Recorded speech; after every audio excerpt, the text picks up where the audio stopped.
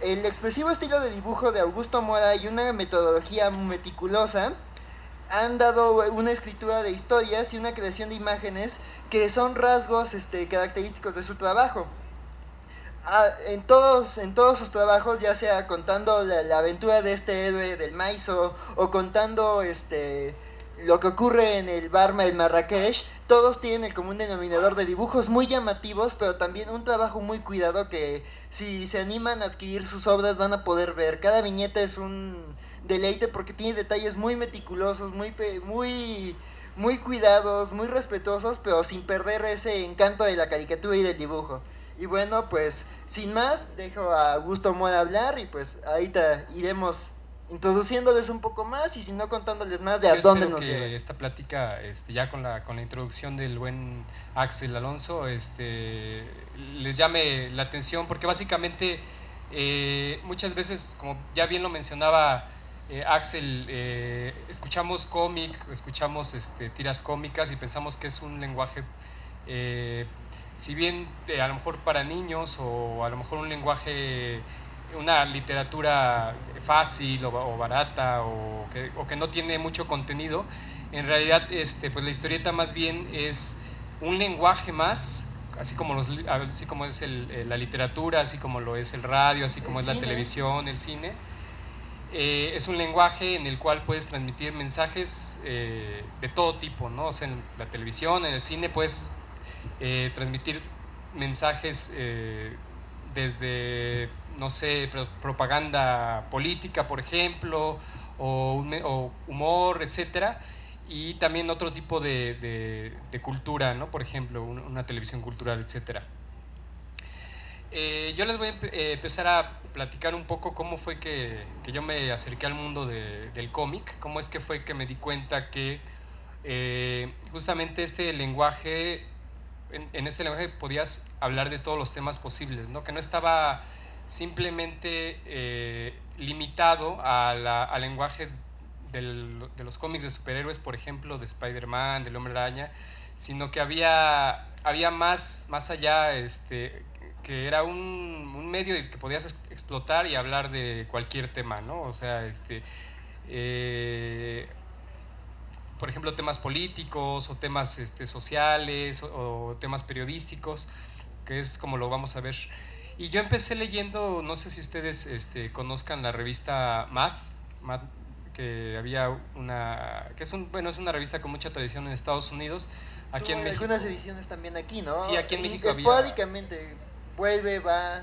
Sí, hubo una edición mexicana, más o menos en los años 90 empezó la primer edición o la primer temporada, digamos, de la revista Mad, edición mexicana. Después desapareció, como bien dices, y comenzó otra temporada en los años 2000. Y yo entré más o menos como para ahí de 2007.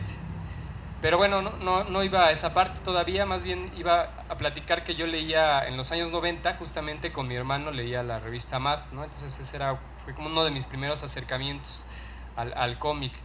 Otro era pues las revistas de superhéroes que vendían en los puestos de periódicos. Y la otra muy importante fue el trabajo del maestro Rius, ¿no? El caricaturista Rius, que pues, ya tiene una biblioteca personal, ya él solito, ¿no? Sé cuántos títulos tiene, pero Más de ya. 100 sí. Ya ni siquiera en la página oficial de Rius aparece como el número. Es más de 100 títulos de Rius. Sí, me da mucha curiosidad. Por ejemplo, que acabo de regresar de la FIL de Guadalajara, que fue hace una semana. Eh, y por ejemplo, en el stand de Random House de Penguin, ahí está la sección de novela, de ensayo, de periodismo, de política y la sección de Rius, ¿no? Específicamente de los libros de Rius. Entonces, bueno, son tantos. Pero justamente yo los conocí porque mi mamá, que por cierto está aquí presente, es historiadora y entonces ella bueno, tiene todavía en su librero, y en aquellos años cuando, pues, no sé, 7, 8 años, pues veía muchísimos libros y me llamaban la atención los que traían monitos que eran justamente los de Rius, ¿no? Digo, a los 6, 7 años, pues a lo mejor una enciclopedia así choncha, pues no me llamaba la atención. Lo que me llamaba la atención eran los dibujos con monitos, digamos. Y gracias a eso aprendí pues muchas cosas que a lo mejor de otra forma no me hubiera acercado tan pronto, temas en los que a lo mejor me hubiera costado más trabajo introducirme, y que bueno, ya después un poco con los años en la escuela, etcétera, comencé a comprender mejor, pero con esa introducción que tuve gracias a Rius. Y, y bueno, esa fue como mi primera experiencia del cómic didáctico, se le puede llamar de algún modo, y hablando justamente de esa parte, ¿no? de esa cuestión de que el cómic puede ser usado para hablar de todo tipo de temas, ¿no? De temas didácticos, de temas culturales, educativos, y no nada más, digo, es muy respetable, digamos, que haya cómic de entretenimiento únicamente, pero también la historieta puede servir para otro tipo de cosas. Y bueno, fui como ya empezando a hacer mis propias historietas, y luego ya trabajé en algunos periódicos como Milenio, como bueno, como ya lo mencionaba Axel, en la revista Mad, en el Chamuco. Y fui conociendo trabajo de otros dibujantes que justamente iban abordando temas de corte periodístico, de corte social. Y yo tengo como unos dibujantes, digamos, unas obras favoritas que las quiero compartir con ustedes. Algunas son un poquito más complicado conseguirlas, por ejemplo. Otras son más fáciles. Por ejemplo, existe un autor que se llama Joe Sacco, que es uno de los principales exponentes del cómic de corte periodístico. Joe Sacco es maltés, y él ahora vive en Estados Unidos, pero ha hecho trabajos, por ejemplo, de reportero, pero los hace en formato de cómic. Digo, ahorita no tengo como el apoyo de las imágenes, siempre en las conferencias como que tengo bueno, casi siempre, ¿no? Donde hay chance. Pero se los platico, es un trabajo muy detallado, una línea muy padre, pero también con mucho ashurado, ¿no? Por ejemplo, muy detallado en la parte de las sombras, las sombras con tinta china. Y Joe Sacco, por ejemplo, hace reportajes, tiene un libro que se llama Palestina, que habla sobre los conflictos entre Israel y Palestina en la Franja de Gaza. Y también, por ejemplo, tiene reportajes en otras partes del mundo, ¿no? Que va él recopilando información como periodista, como investigador, y va sacando sus propios cómics. Y hay, por ejemplo, otros títulos, ¿no? Como Persepolis, no sé si por ahí habrán oído hablar de Persepolis, que inclusive se hizo visto la película. Ajá, sí. Se hizo película, animación. Y Persepolis, por ejemplo, habla de toda la parte política de Irán, y la autora, que se llama Marjan Satrapi, ella hace como una especie de autobiografía, pero a través de su autobiografía va haciendo como un recuento de la vida, digamos, política de Irán, de todas las dictaduras, los diferentes cambios de gobierno que hubieron en estas, de los 80s a los 90s. Y también es muy interesante, y es un trazo también muy padre, ¿no? Y bueno, libros más recientes, de hecho, inclusive traje algunos ejemplos aquí, que estos son más fáciles que se consigan, porque de hecho están presentándose aquí. Hay un libro que hace Fabricio Mejía Madrid, y el caricaturista José Hernández, de La Jornada, que es un libro que habla sobre los terremotos del 85, ¿no? Se llama Septiembre, Zona de Desastre, y es un libro que habla justamente de diferentes perspectivas. Pues esta tragedia que se vivió aquí en la Ciudad de México en el 85, y ellos lo van narrando a través del cómic, ¿no? José Hernández es un caricaturista, no precisamente es historietista, hace caricatura política. Más sin embargo, aquí se aventó esta parte de hacer el cómic, de empezar a explorar un nuevo lenguaje diferente al cómic político, ¿no? Y ahorita también, bueno, les recomiendo, acaba de salir un cómic también de él sobre el Che Guevara. Está dibujado por él, y está escrito por Se llama Joe Lee Anderson, y es de editorial Sexto Piso.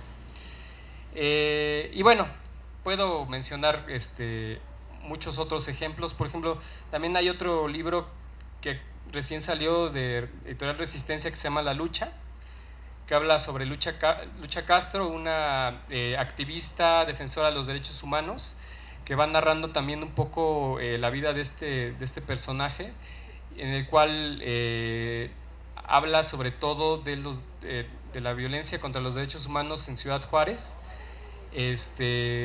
Y ella va narrando las historias de estas personas a las que ella fue, digamos, apoyando, ¿no? Entonces, bueno, todos esos ejemplos que les estoy comentando justamente son para dar un panorama general de lo que es la historieta vista desde un género periodístico y social. Y bueno, yo en la parte que me corresponde, digamos, es que yo me di cuenta que, a pesar de que, bueno, estoy comentándoles que, por ejemplo, hay un cómic que habla sobre los terremotos del 85, ¿no? Y temas que suceden aquí en México, también me daba cuenta que había un vacío ahí donde nadie tocaba de los cómics, de los autores mexicanos, o había pocos que tocaban temas mexicanos o temas de corte social, y que los abordaban de una manera no con ciencia ficción, no con fantasía, sino más bien desde un punto de vista mucho más realista. Y sabía que estaban pasando muchas cosas en México que no se estaban contando en ese formato, ¿no? Entonces yo empecé, por ejemplo, en 2012, bueno, sí, más o menos empecé en 2012 esta historia sobre las marchas estudiantiles y juveniles que hubo aquí en la Ciudad de México, surgidas a partir de este movimiento conocido como Yo Soy 132. ¿Y por qué? Porque me tocó a mí ser partícipe un poco, no tanto como activista del movimiento, sino como ciudadano que... Los que se unen, ¿no? Los que querían, o sea, aunque no organizaban, aunque no tenían como uno, o sea, de esos ciudadanos que querían formar parte, ¿no? Que también expresaban como ese descontento, aunque no estuvieran en la organización y el trabajo, ¿no? Que creo que fue como muchos ciudadanos nos acercamos a ese movimiento, ¿no?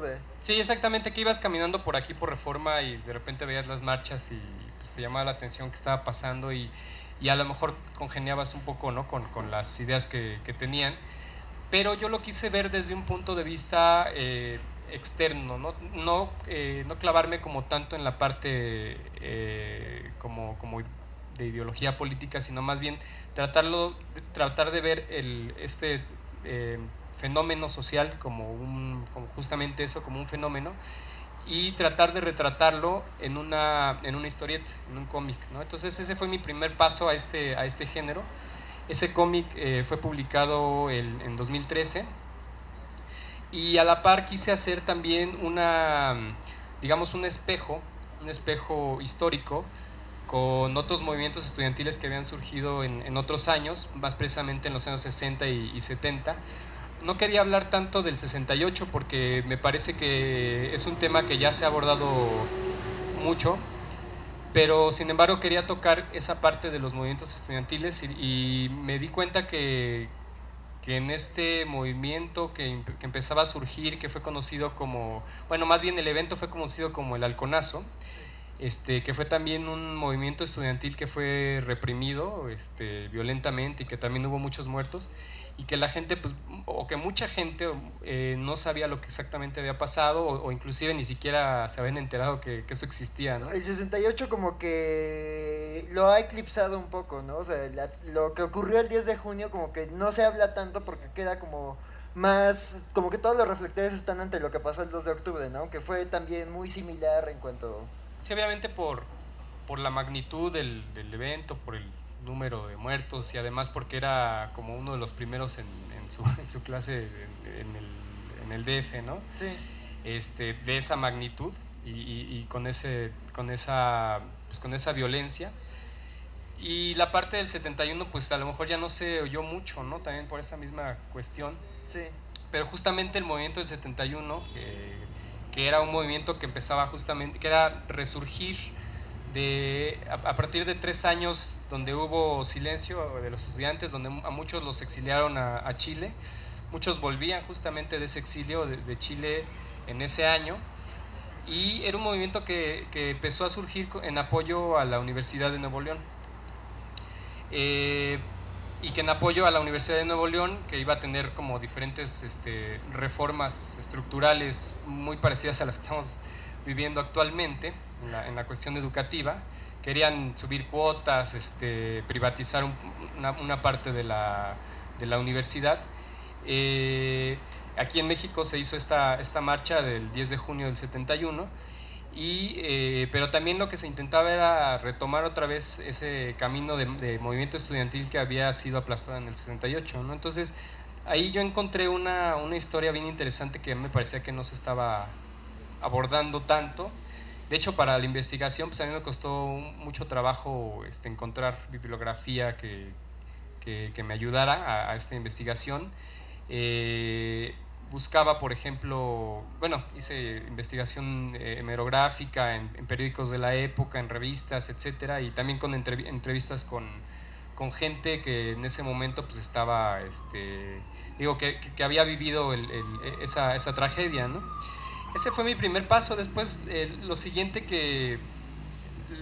acercamiento a este género del cómic periodismo fue justamente lo que comentabas con un periodista argentino que se llama Julián Gorodischer, que él vino aquí a México con una beca justamente para hacer un trabajo aquí, y él me buscó justamente por este trabajo de Grito de Victoria, del que les hablo sobre el 71.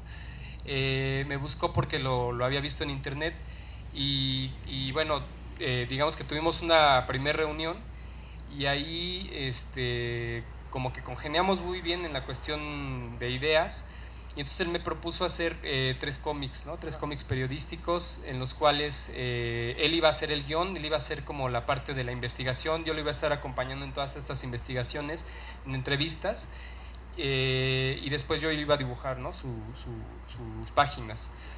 Y con él aprendí bastante en esa parte pues, de hacer entrevistas, de acercarme con la gente, de cómo entablar una primera conversación, un primer acercamiento, cómo, de dónde sacar diferentes informaciones, cómo hacer el rastreo por ejemplo, la primera investigación, el primer reportaje fue sobre lo que mencionabas de la calle Cuba, que es un corredor del centro histórico en el cual pues es conocido porque hay muchos antros gay, y bueno, ahí es un poco muy parecido aquí a la zona rosa, donde hay varios antros y la gente va de un lugar a otro como durante toda la noche, pero en la calle Cuba es como otro ambiente muy diferente. Entonces fuimos, estuvimos ahí, platicamos con la gente, y lo que hicimos fue justamente hacer una crónica como de lo que pasaba en una noche en la calle Cuba, ¿no?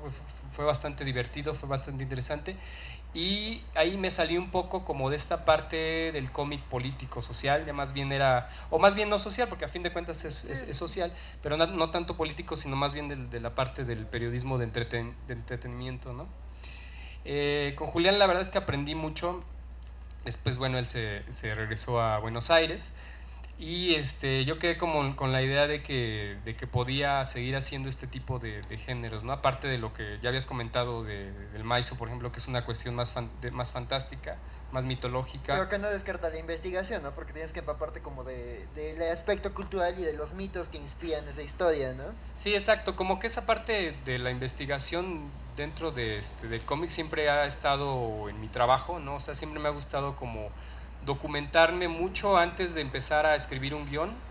Y por ejemplo, lo que hice en el Maizo fue hacer más bien como investigación de las tradiciones y costumbres del estado de Guerrero, ¿no? Y bueno, llegó entonces el momento. Yo estaba en ese momento donde sucedió lo de la noche de Iguala, lo de la tragedia de los 43 desaparecidos. Yo estaba como involucrado en otro proyecto diferente, que también era un poco de la parte cultural, ¿no?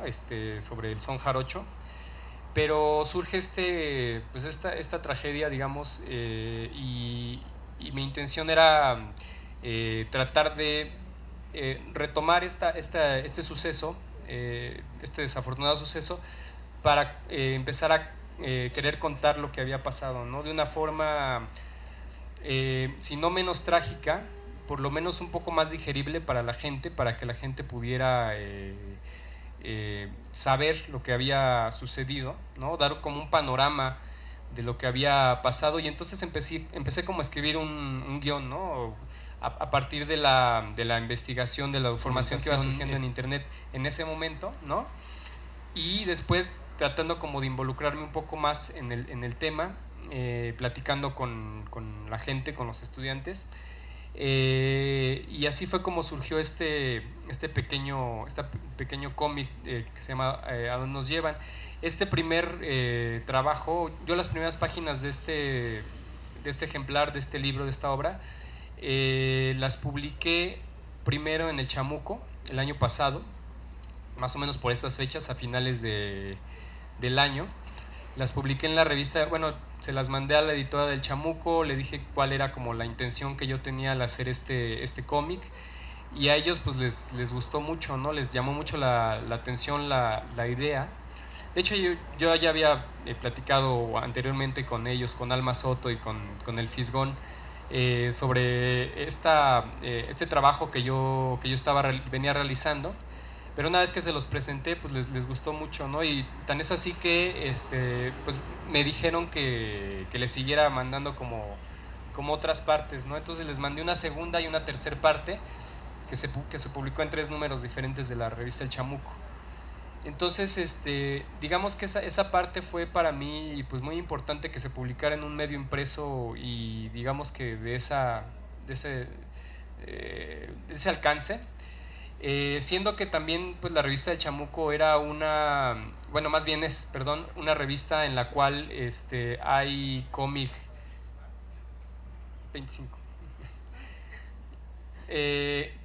Que en el Chamuco, bueno, es una revista de sátira política, ¿no? Es humor, es humor, es sátira política.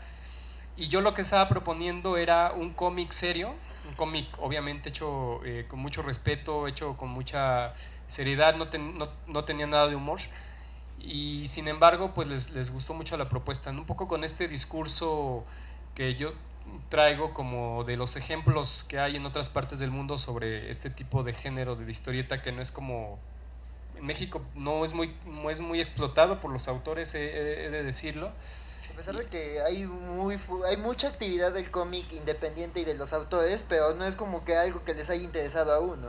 Sí, exacto, hay pocos realmente que se hayan interesado en este género, y a mí pues me interesaba abordar, ¿no? Abordar este tipo de temas en historieta, un poco con no voy a decir miedo, pero sí un poco como la inseguridad de decir, bueno, ¿cómo lo va a tomar la gente, ¿no? Al leer, sobre todo las partes involucradas, ¿no? ¿Cómo lo va a tomar la gente que está involucrada, que vivió, los familiares, ¿no? Los compañeros de los 43 desaparecidos, ¿cómo lo van a tomar? Siendo que es un cómic, y que el cómic pues desafortunadamente está como no está bien valorado todavía aquí en México, a pesar de que existen un poco estas obras que les comenté antes, ¿no? Y muchas más, ¿no? Y bueno, una vez que se publicó este cómic, pues la verdad es que seguía surgiendo mucha información, que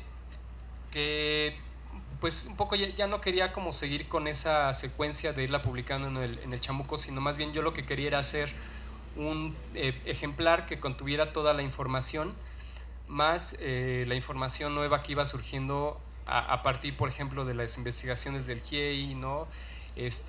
A partir de otras investigaciones de otros pues periodistas como Anabel Hernández, ¿no? Que ella pues a través de artículos en la revista Proceso planteaba otras cosas, ¿no? Que por una ejemplo, versión distinta a la de la PGR. Sí. Una versión muy distinta a la verdad histórica, ¿no? Y bueno, he de decir lo que en este cómic yo lo que intento hacer es plantear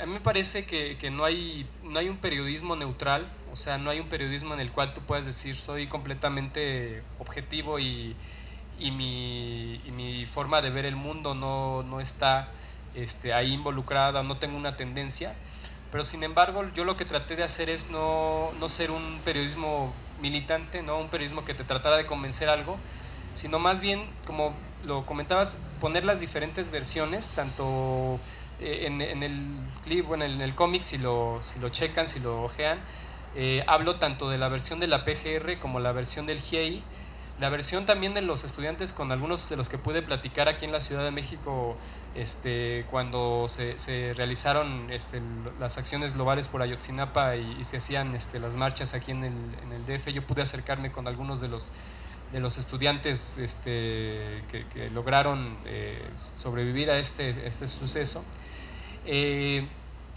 Y también las voy planteando en el cómic, ¿no? No nada más me quiero quedar como con una sola versión, sino más bien poner todas y que el público se vaya generando su propio criterio, porque bueno, han salido por ahí algunos materiales como documentales, películas, que sí son como muy tendenciosos, ¿no? Y que a mí me parece que no que el periodismo que más le sirve a la gente es más bien el que es como que trata de ser o sea, el que le da las herramientas al público para que él se construya como su punto de vista, ¿no? O sea, exacto. No te voy a decir qué tienes que pensar, sino te dejo aquí todas las cosas para que tú te construyas tu propia visión de un problema. Sí, exacto, como que vayan generando un propio criterio, ¿no? Sí. Entonces, a raíz de lo que va sucediendo y lo que vas viendo. Y por ejemplo también hay otra parte del libro que trato yo de involucrarme un poco como personaje de esta historia, porque a fin de cuentas, pues bueno, soy un ciudadano mexicano y a pesar de que pues no soy un estudiante de Ayotzinapa, pero pues soy un ciudadano que me tocó vivir aquí y que soy, digamos, parte de esta sociedad. Y entonces lo que hago es retratar un poco cómo yo lo viví, cómo me llegó a mí la noticia, cómo estuve yo cubriendo las marchas, las protestas aquí en la Ciudad de México. Y también un poco, es cierto que menciono un poco la parte de la represión que también se vivió durante las marchas aquí en la Ciudad de México, sí, en el Zócalo, en el cual pues había mucha confusión sobre si los que estaban quemando la puerta de Palacio Nacional eran infiltrados o eran protestas auténticas, ¿no? Y lo voy ahí un poco contando cómo lo fui viviendo, un poco para darle esa parte de acercamiento con el público, ¿no? Tratar yo de hacer un poco de empatía con la gente que a lo mejor también había participado en esas marchas y que había visto lo mismo que yo, ¿no? Y la otra parte también de esta historieta es que, a pesar de que es una historieta como les comento, de no ficción, es una historieta que yo le llamo como reportaje en cómic o documental en cómic.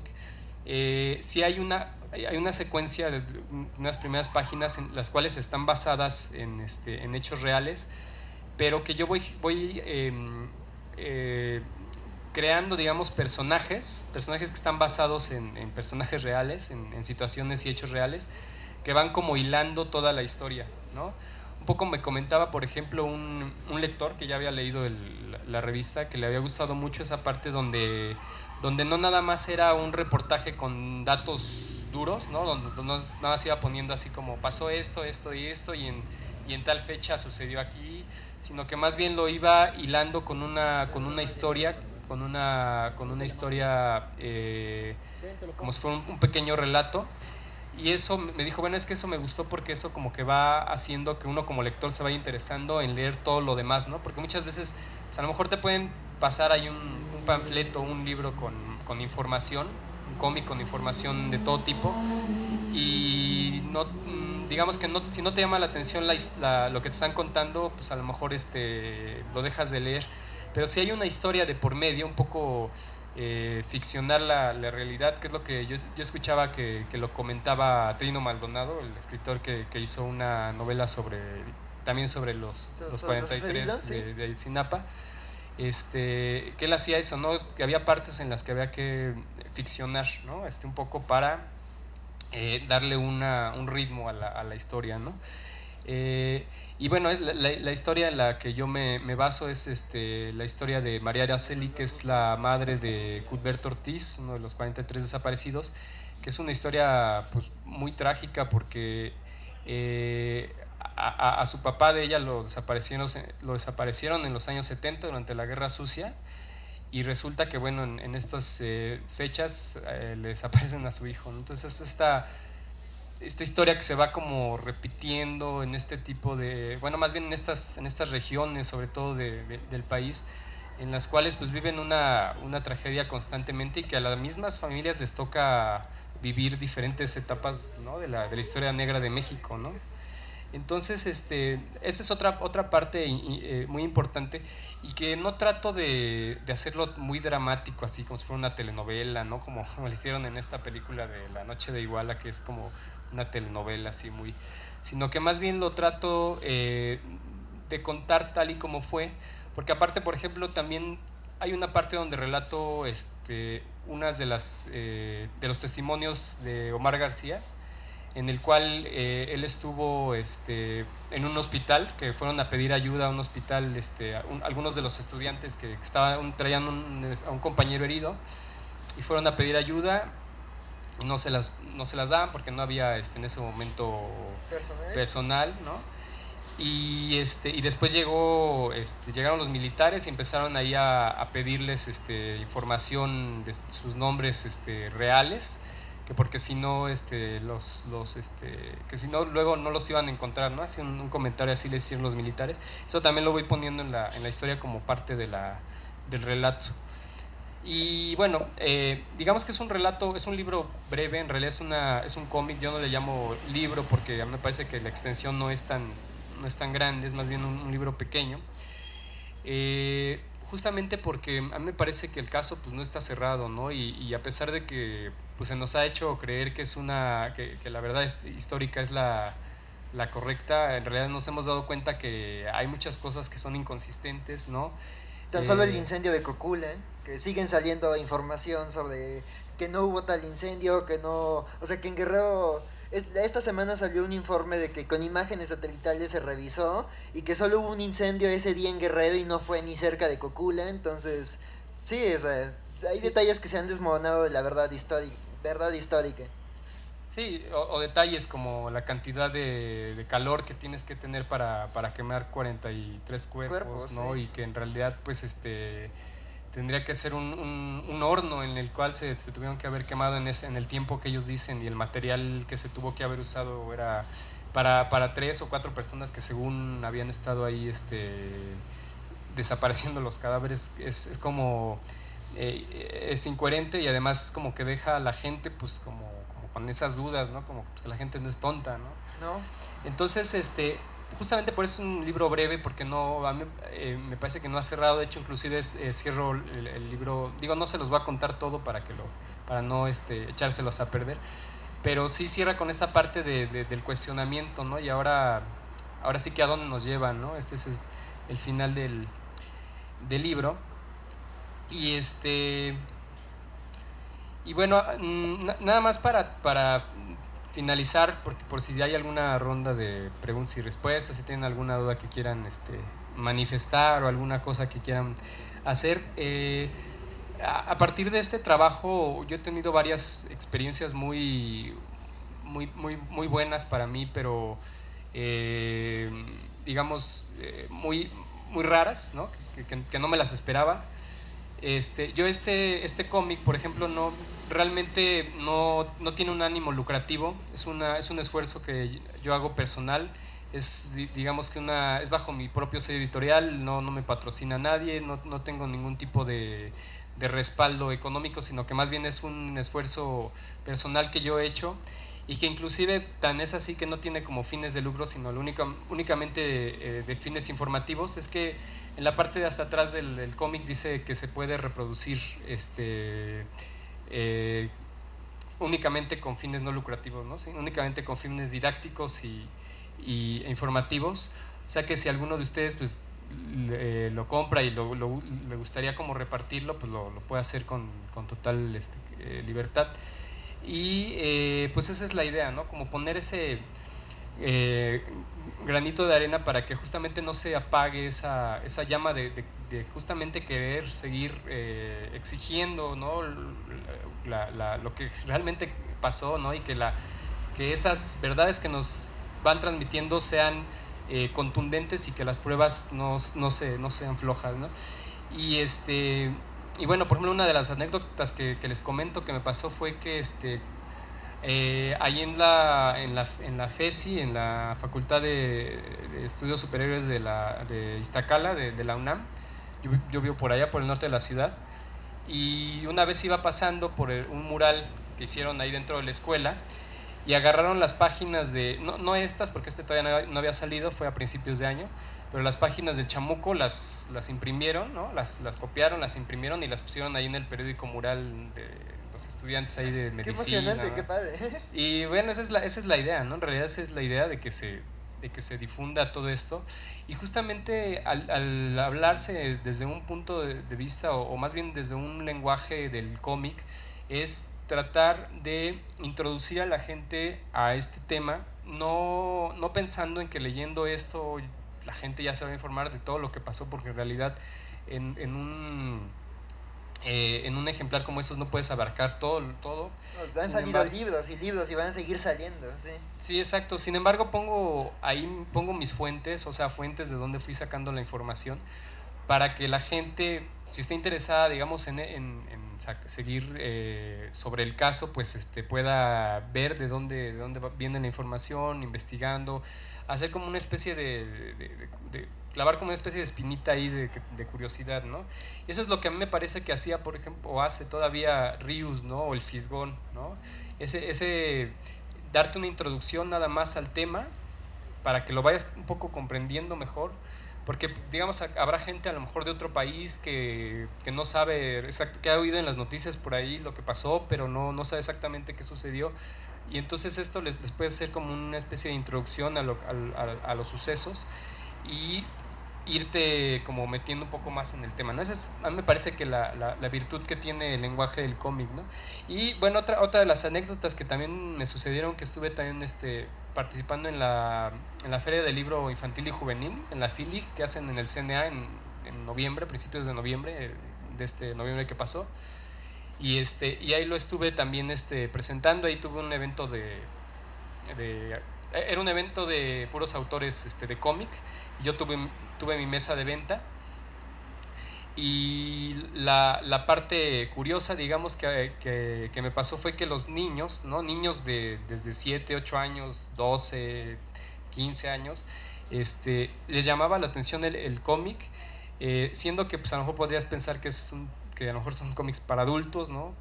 Pero no, y llegaban y lo veían y lo empezaban a ver y a leer un poco, y le decían al papá, oye, yo quiero ¿no? Y hasta el papá se le quedaba bien y decía, pero seguro, es más bien como de política, ¿no? A lo mejor te va a aburrir. No, sí lo quiero, ¿no? O sea, niños, sí. niños que a lo mejor piensas que pues no les puede interesar el tema porque es pues un tema muy complejo, muy duro, muy triste. Sí, exacto. Sí, esa es la parte en la que pues a mí me dio como gusto esa parte que pueda servir como un camino para pues justamente eso, para que la gente siga exigiendo la verdad. A final de cuentas no exigimos otra cosa, no exigimos algo que no existe, sino más bien que la verdad que nos planteen tenga los datos suficientes como para no dudar de ella, ¿no? Y me parece que han habido muchos casos en México, páginas negras de la historia de México, en las cuales se ha olvidado y se ha quedado así como de, bueno, pues Acteal, ¿no? Aguas Blancas, pues quedó por ahí. La Guerra Sucia. Ajá, la Guerra Sucia, los desaparecidos de los años 70, y qué pasó, pues quién sabe, ¿no? O sea, quién fue el culpable, cuál fue la razón.